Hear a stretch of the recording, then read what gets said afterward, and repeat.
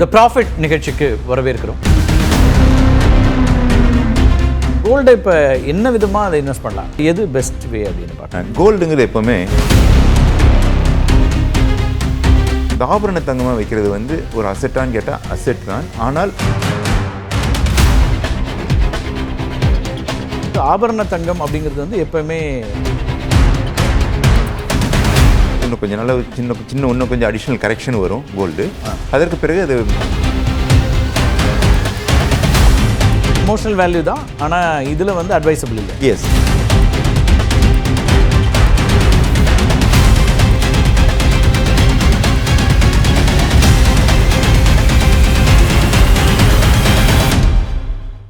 வணக்கம் நண்பர்களே, தி ப்ராஃபிட் நிகழ்ச்சிக்கு வரவேற்கிறோம். தனிநபர் முதலீட்டில் தொடங்கி பல்வேறு சந்தேகங்கள் நமக்கு இருக்கக்கூடியதாக இருக்கிறது. மாதாந்திர வருமானத்தில் இருக்கக்கூடிய ஒருத்தருக்கு, தொழில் செய்யக்கூடிய ஒருத்தருக்கு, விவசாயம் செய்யக்கூடிய ஒருத்தருக்கு அப்படின்னு பல்வேறு தளங்களில் இருக்கக்கூடிய மனிதர்களுக்கும் தங்களுடைய வரவு செலவை எப்படி நம்ம திட்டமிடுறது அப்படிங்கிறதும், சேமிப்புக்கான திட்டம், முதலீடு அப்படின்னு பல கேள்விகள் இருக்குது. இந்த கேள்விகள் மட்டும் இல்லை, எம்எஸ்எம்இ சார்ந்து, அதே போல் ஒரு இன்வெஸ்ட்மெண்ட் சார்ந்து, இன்னும் பல்வேறு துறைகள் சார்ந்து தொடர்ச்சியாக நிறைய கட்டுரைகளை எழுதி கொண்டிருக்கக்கூடிய திரு கார்த்திகேயன் அவர்கள் நம்மோடு இன்றைக்கு இணைகிறார். சார் வணக்கம். வணக்கம். உங்களுக்கு நிறைய அனுபவங்கள் இருக்குது. இந்தியாவில் மட்டும் இல்லை, அமெரிக்காலையும் உங்களுடைய அலுவலகங்கள் செயல்பட்டு இருக்கு. அங்கே இருக்கக்கூடியவங்களுக்கும் இன்கம் டேக்ஸ் சார்ந்து நிறைய ஆலோசனைகளை சொல்லிகிட்டே இருக்கீங்க. நம்ம இது தொடர்பாக தான் இந்த தொடரில் பேச இருக்கிறோம். இந்த ப்ராஃபிட் அப்படிங்கிற இந்த தொடரில் நிறைய பேச இருக்கிறோம். ஒவ்வொரு பகுதியாக பேசலாம். கோல்டு ஒரு இன்வெஸ்ட்மெண்ட் அப்படின்னா, அந்த கோல்டை இப்போ என்ன விதமாக அதை இன்வெஸ்ட் பண்ணலாம்? ஆர்னமெண்ட்ஸாக பண்ணணுமா, இல்லை பாண்ட் இருக்குது, அல்லது காயினாக இருக்குது, இல்லை பார்ஸு, இதில் எது பெஸ்ட் வே அப்படின்னு பார்க்கணும். கோல்டுங்கிறது எப்போவுமே குளோபல் ஸ்டாண்டர்டில் ஆல்டர்னேட்டிவ் கரன்சி கோல்டு தான் இன்றைக்கி.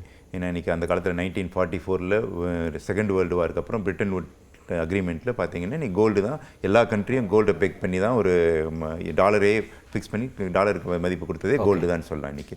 அதனால் இன்றைக்கி கோல்டு விலையும் பார்த்தீங்கன்னா, அதனால தான் இந்த காலகட்டங்களில் பார்த்தீங்கன்னா கடைசி 1.5 வருஷத்தில் நம்மளுக்கு வந்து கோல்டு வந்து கிட்டத்தட்ட 3 மடங்கு அதிகமாக இருக்குது.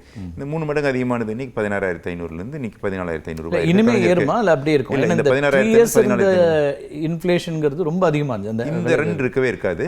ஆனால் நிச்சயமாக கோல்டு வந்து லாங் டேர்மில் ஏறி இருக்கக்கூடிய ஒன்று தான். ஏன்னா இது குளோபல் அக்செப்டட் ஆல்டர்னேட்டிவ் கரன்சின்னு சொல்றதுனால இன்னைக்கு அதனால் இந்த மாதிரி வாங்கல இந்தியாவில் அதுக்கு அதிகமான ஒரு அட்டாச்மெண்ட் என்ன காரணம்னா எமோஷனல் வேல்யூஸ் இருந்துட்டு இருக்கு. மீனிங் ஃபங்க்ஷன்ஸ், கல்யாணத்துக்கு எல்லாமே யூஸ் பண்ணிட்டு இருக்கோம். அதனால தான் இன்னைக்கு பார்த்தீங்கன்னா கிட்டத்தட்ட இந்தியாவில் வந்து 40,000 டன்ஸ் இந்தியன் ஹவுஸ் ஹோல்ட்ஸும் மற்ற இவங்க கோயிலெல்லாம் இருக்கிறது 40,000 டன் இருக்குது. இப்போவும் பார்த்தீங்கன்னா வருஷம் 750 டன் நம்ம இம்போர்ட் பண்ணிட்டு இருக்கோம். அந்த காரணத்துக்காக தான் இப்போ பிரதமர் மோடி வந்து கோல்டு வாங்குறத கொஞ்சம் கம்மி பண்ணுங்க அப்படின்னாரு. என்ன காரணம்னா, நம்மளது டாலர் அதிகமாகிட்டு போயிட்டு இருக்கு. டாலர் வேல்யூ வந்து 96 ருபீஸ், இன்னைக்கு 96 ருபீஸ் 50 பைசா இருக்குது. ஏன் அதுக்கு காரணம்னா, உங்களுக்கு நம்மளுடைய இம்போர்ட் அதிகமாக இருக்கல, அதுக்கு டாலர் கொடுக்கல, டாலர் அதிகமாகிட்டு இருக்கு. அதில் முக்கியமானது பார்த்தோம்னா நம்மளுக்கு வந்து crude oil, natural gas, electronics, gold, இதுதான் முக்கியமான ஒரு இம்போர்ட் ஐட்டமாக நம்மளுக்கு இருந்துட்டு இருக்கு. அதனால் இந்த கோல்டு இம்போர்ட் பண்ணுறதை கொஞ்சம் கம்மி பண்ணும் பட்சத்தில் நம்மளுடைய ஃபாரின் எக்ஸ்சேஞ்ச் ரிசர்வ்ஸுக்கு கன்சிடர் பண்ணலாம் அப்படிங்கிறதான் பிரதமருடையது. ஸோ இந்த கோல்டுடைய விலை வந்து கோல்டை வைக்கிறது எப்படி வச்சுருக்கலாம் அப்படின்னு கேட்டால், நிறைய நம்ம இதில் வந்து ஆபரண தங்கமாக வச்சுருக்கோம். இந்த ஆபரண தங்கமாக வைக்கிறது வந்து ஒரு அசெட்டான்னு கேட்டால் அசெட் தான். ஆனால் பியூர் கோல்டை காயினாவோ அல்லது பாராவோ வச்சிருக்கிறது அது இருக்கக்கூடிய மதிப்பு இதுக்கு வராது. ஏன்னா இன்னைக்கு ஆபரண தங்க செய்கூலின்னு பெனிஃபிட் ஆகிறது வந்து கோல்டு ட்ரேடர்ஸ் தான். கோல்டு ஷாப்ஸ் தான். அப்போ பாண்டாவும் இருக்கலாமா? பாண்டா இருக்கலாம். எதர் கோல்டு பாண்டா இருக்கலாம், அல்லது காயினா இருக்கலாம், இல்லைன்னா பாரா வச்சுக்கலாம். அதெல்லாம் உங்களுக்கு அதனுடைய மதிப்பு எப்பவுமே இருந்துட்டு இருக்கும் உங்களுக்கு. இன்னும் கொஞ்சம் நல்ல இன்னும் கொஞ்சம் அடிஷ்னல் கரெக்ஷன் வரும் கோல்டு. அதற்கு பிறகு அது ஏறுமுகத்தில் தான் இருந்துட்டு இருக்கும். கோல்டுன்னு வரும்போது இப்போ அதில் கேரட் டிஃப்ரென்ஸ் இருக்கு. 22 கேரட், 24 கேரட், 18 கேரட், 12 இருக்கு. தமிழ்நாட்டில் அதுல என்ன மாதிரி நம்ம எது சரியா இருக்கும், எதுல இன்வெஸ்ட் பண்றது? இன்வெஸ்ட்மெண்ட்டா வரணும்னா அது என்ன? 22 கேரட் தான் உங்களுக்கு வந்து இமிடியட்லி மார்க்கெட்டபிள். மற்றதும் இருக்கு, ஆனால் immediately market 22 or 24 கேரட்டுங்கிறது absolute.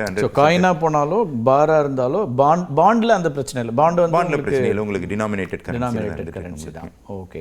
So இது வந்து ஆபரண தங்கம் அப்படிங்கிறது வந்து எப்பவுமே அது அகைன் எமோஷனல் வேல்யூ தான், ஆனா இதுல வந்து அட்வைசபிள் இல்லை. எஸ், அது வந்து அது என்ன செய்கூலி போயிடும். அதுல நிறைய வந்து உங்களுக்கு வாங்கியாலையும் செய்கூலி போயிடும், விற்கலையும் செய்கூலி போயிடும். ஓகே. அதனால் அது வந்து பெனிஃபிட் அடைகிறது வந்து வச்சிருக்கிறவங்கள விட கடைக்காரங்க தான். இன்னும் ஆபரண தங்கமாக இல்லாமல் இருக்கணும், அதான் நல்லது அப்படின்னீங்க. இப்போ ஆனால் காயினாக வாங்கினாலோ அல்லது பாண்டு, இப்போ இது மாதிரி பார் இது வாங்கினா அதில் ஒரு சிக்கல் என்ன இருக்குன்னா, அது வந்து இப்போ நீங்கள் ஒரு தேவை இருக்குது, எமர்ஜென்சி இருக்குன்னா அதை போய் பேங்க்கில் நம்ம வந்து லோனுக்கு அது மாதிரிலாம் அடமானம் வைக்க முடியாது அப்படின்னா அதை எப்படி ஹேண்டில் பண்ணுறோம்? ஏன்னா உங்களுக்கு இந்த கோல்டு பாரோ அல்லது காயின்ஸ்க்கோ ரிசர்வ் பேங்க்கில் வந்து ரெஸ்ட்ரிக்ஷன்ஸ் இருந்துட்டு இருக்கு. அதுக்கு வந்து நீங்கள் கொண்டு போய் அடமானம் வைக்கக்கூடாது, அடமானம் கொடுக்க முடியாதுன்னு. ஏன்னா அந்த காலத்தில் முதல்ல அக்ரிகல்ச்சர் லோனுக்கு தான் உங்களுக்கு வந்து கோல்டை கொண்டு கொடுத்துட்டு இருந்தாங்க. அதுபோக அன்றாட தேவைக்காக கோல்டை கொடுத்துட்டு இருந்தாங்க. அப்புறம் ரிசர்வ் பேங்க்கில் அதை வந்து இது ஒரு இந்தியன் மாடலுக்கு எசென்ஷியல், இது தவிர்க்க முடியாது அப்படிங்கிறனால தான் நிறைய கோல்டு கம்பெனிஸ், முத்தூட் ஃபினான்ஸோ அல்லது கோல்டு லோன் ஃபினான்சிங் கம்பெனிஸ் நிறையா வந்தது உங்களுக்கு. அதனால் உங்களுக்கு கோல்டு ஆர்னமெண்ட்ஸ் தான் உங்களுக்கு வந்து கோல்டுக்கு கடனாக கொடுத்து அதுக்கு கடனும் வட்டி வந்து குறைஞ்ச வட்டியில் கிடைக்கக்கூடிய ஒரு கமாடிட்டியாக இருந்துட்டு இருக்கு உங்களுக்கு கோல்டு இருந்துருக்கு. என்ன இந்த மாதிரி காயினாக இருக்கும் பட்சத்தில் காயினை விற்க வேண்டிய சூழ்நிலை இருக்கலாம். Liquidity is more. இப்போ கோல்டுடைய முக்கியமான ஒரு பெரிய கேரக்டரே இமீடியட்டாக லிக்விடேட் பண்ணிக்கலாம். ஓகே, உங்களுக்கு தேவைன்னா அவசியம், முடியாது அப்படிங்கிற மாதிரி சூழ்நிலை வித்துட்டு அதுக்கப்புறம் இப்போ வேணா வாங்கிக்கலாம். அது வந்து அடகு வைக்கிறத விட விற்கிறதுங்கிறது பெட்டர். மானிட்டைஸ் பண்ணிக்கிறது. நீங்கள் மானிட்டைஸ் பண்ணுறது ரெண்டு விதமாக பண்ணலாம். ஒன்று லோனாக மானிட்டைஸ் பண்ணலாம், அல்லது முழு பணத்தையும் மானிட்டைஸ் பண்ணிக்கலாம். அண்ட் இதுக்கு இட் டஸ் நாட் டேக். இப்போ ஒரு இம்மூவபிள் ப்ராப்பர்ட்டியாக இருக்குது, லேண்டாக இருக்குது, அல்லது வேறு ஏதாவது உங்களுக்கு வேறு ப்ராப்பர்ட்டிஸ்லாம் இருந்ததுன்னா அதுக்கு ப்ராசஸ் இருந்துட்டு இருக்கு. நினைச்ச நேரத்துக்கு சரியான விலை கிடைக்கணும். இதெல்லாம் கிடைக்காத பட்சத்தில் நம்ம வந்து உங்களுக்கு பணத்துடைய தேவை வந்து ரியலைஸ் பண்ண முடியாமல் போயிடலாம். வேற கோல்டுங்கிற லிக்விடிட்டி தான் மெயின் ஸ்ட்ரென்த் அப்படின்னு சொல்லலாம். இப்போ பாண்ட் இருக்கலாம், அது வந்து எளிதாக வைக்கிறது இருக்கும் நமக்கு. ஓகே, பாண்டை இமீடியட்டாக பண்ணிக்கலாம். ஓகே, பர்சனல் ஃபினான்ஸில் நம்ம இன்னும் பேச வேண்டிய பகுதிகளும் இருக்குது. முதலீடுகள், ரிட்டையர்மெண்ட் பிளான்ஸ் பற்றியும் பேசுகிறோம். பொதுவாக வந்து எந்த வயசுலேருந்து ரிட்டையர்மெண்ட்டுக்கு நாம் ரெடி ஆகணும் அப்படிங்கிற ஒரு கேள்விகள் இருக்குது. இப்போ அதுக்கு வந்து ரிட்டையர்மெண்ட் பிளான்ஸ்லாம் என்னெல்லாம் இருக்குது அப்படிங்கிற கேள்விகள் இருக்குது. அதெல்லாம் பற்றியும் நம்ம வந்து வரக்கூடிய வாரங்களில் பேசலாம். உங்களுடைய வருகைக்கும் கருத்து பெறுவதற்கும் மிக்க நன்றி. ரொம்ப நன்றி. மீண்டும் ஒரு நிகழ்ச்சியை சந்திக்கலாம் நண்பர்களே. நன்றி, வணக்கம்.